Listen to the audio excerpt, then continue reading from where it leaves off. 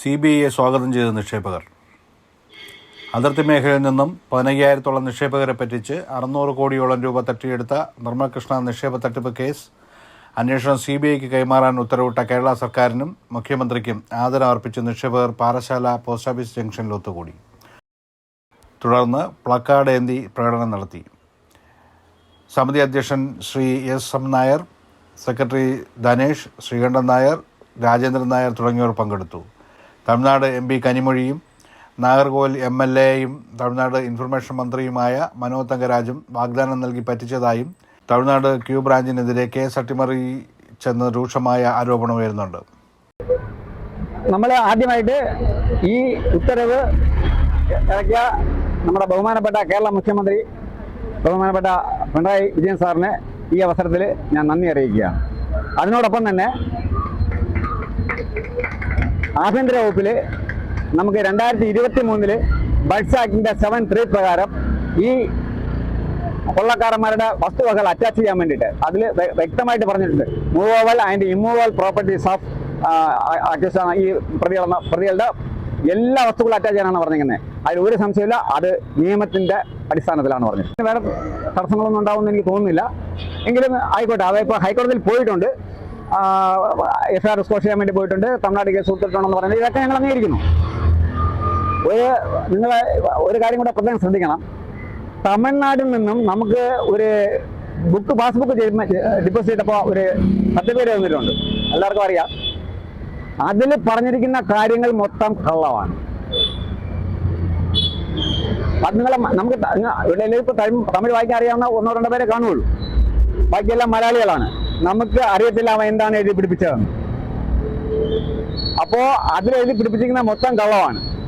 എന്തെന്ന് വെച്ചാൽ എൻ്റെ അടുത്ത് കഴിഞ്ഞ ആഴ്ച വരുന്നത് നമുക്ക് ബഹുമാനപ്പെട്ട സഞ്ജയ് കൗൾ അദ്ദേഹമാണ്.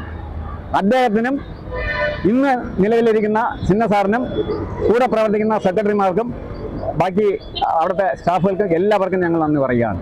കാരണം ഈ ഒരു ഉത്തരവ് ഇറങ്ങുന്നതിൻ്റെ പിന്നിൽ അവരെല്ലാവരും കഠിനമായിട്ട് പ്രവർത്തിച്ചു. ഇതിനി നടപ്പിലാക്കി കിട്ടുക എന്നുള്ളതാണ് നമ്മുടെ അടുത്ത ടാസ്ക്. അത് ഞങ്ങളെ കൊണ്ട് കൊടുപ്പിച്ചതും അവരുടെ ആൾക്കാർ തന്നെയാണ്. ഞങ്ങളുടെ ഒരു 10-20 പേര് അവരുടെ അന്നത്തെ പരിപാടിക്ക് വേണമായിരുന്നു, അതിലേക്ക് വേണ്ടി കൊണ്ടുപോയതാണ്. പക്ഷേ ഇത്ര നീളത്തിലൊരു വാഗ്ദാനം തന്നു. ഞങ്ങൾ അധികാരത്തിൽ കയറിയാൽ ഞങ്ങൾ ഇവരെല്ലാം പൂട്ടിക്കെട്ടിയാൽ ഒരു ചുറ്റും ചെയ്തില്ല. അതിൻ്റെ പിന്നാലെ ഞാൻ പലതവണ ലെറ്റർ കൊടുത്തു, നിവേദനം കൊടുത്തു. ഞാൻ മാത്രമല്ല, കേരള സർക്കാരും കൊടുത്തു. കേരള സർക്കാർ ലെറ്ററിന് പോലും ഇവർ മറുപടി പോലും കൊടുത്തിട്ടില്ല. നാളെ വരെ 3 മാസം കഴിയുന്നു. കഴിഞ്ഞ ആഴ്ച അതിൻ്റെ റിമൈൻഡർ കൊടുത്തു. റിമൈൻഡർ കിട്ടിക്കഴിഞ്ഞാൽ ഒരാഴ്ചക്കകത്ത് മറുപടി കൊടുക്കണം. അതുപോലും കൊടുക്കാൻ മാന്യത കാണിക്കാത്ത സർക്കാരാണ് തമിഴ്നാട് സർക്കാർ. ഇവരാണ് നമുക്ക് പൈസ വാങ്ങിച്ചു തരാമെന്ന് വാഗ്ദാനം തന്നത്. കരുണാനിധി അദ്ദേഹത്തിൻ്റെ മകളാണ്.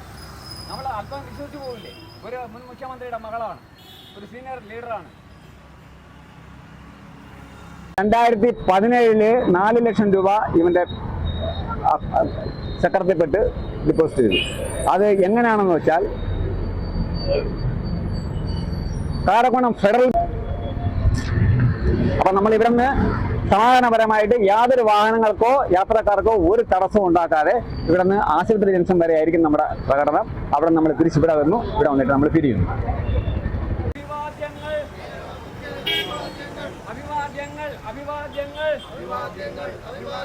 കേരള മുഖ്യന് അഭിവാദ്യങ്ങൾ. സ്വാഗതം. കേരള മുഖ്യന് അഭിവാദ്യങ്ങൾ. സ്വാഗതം.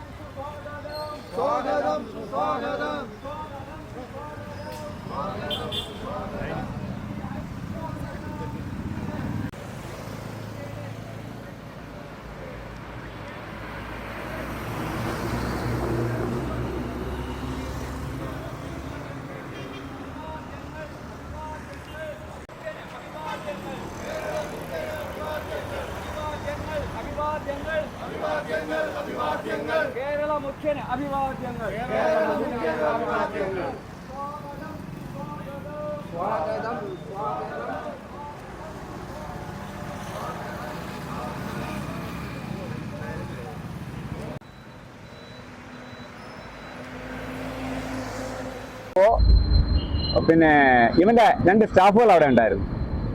അവരെ കണ്ടിട്ട് നിങ്ങൾക്ക് ഇവിടെ നിന്ന് കിട്ടുന്ന പലിശയെക്കാളും കൂടുതൽ കിട്ടും, ഞങ്ങളുടെ ബാങ്കിലോട്ടൊന്ന് ഇട്ടാന്ന് പറഞ്ഞു. അവിടെ വെച്ച് 4 ലക്ഷം രൂപയുടെ ചെക്ക് എഴുതി കൊടുത്തിട്ട് അവന്മാർ പാസ്ബുക്ക് എഴുതി കൊടുത്തു. കാരണം അവർ നേരത്തെ 2-3 ദിവസം സംസാരിച്ചായിരുന്നു. അവർ പാസ്ബുക്കിൽ ഒപ്പിട്ട് കൊടുത്തു. എല്ലാ രീതിയിലും അവിടെ തെളിവായി കഴിഞ്ഞു. കാരണം ബാങ്കിൽ നിന്ന് ചെക്ക് വഴിയാണ് ട്രാൻസാക്ഷൻ നടന്നിരിക്കുന്നത്. അത് നടന്നിരിക്കുന്നത് 2 കാരക്കോണം ബ്രാഞ്ചിൽ നിന്നാണ്. ഇതിനപ്പുറം കേരള പോലീസിന് എന്താണ് തെളിവിൻ്റെ ആവശ്യം? ആ വ്യക്തിയുടെ തമിഴ്നാട്ടിൽ കൊടുത്ത ആ റെസിപ്റ്റിനകത്ത് പറഞ്ഞിരിക്കുന്നത്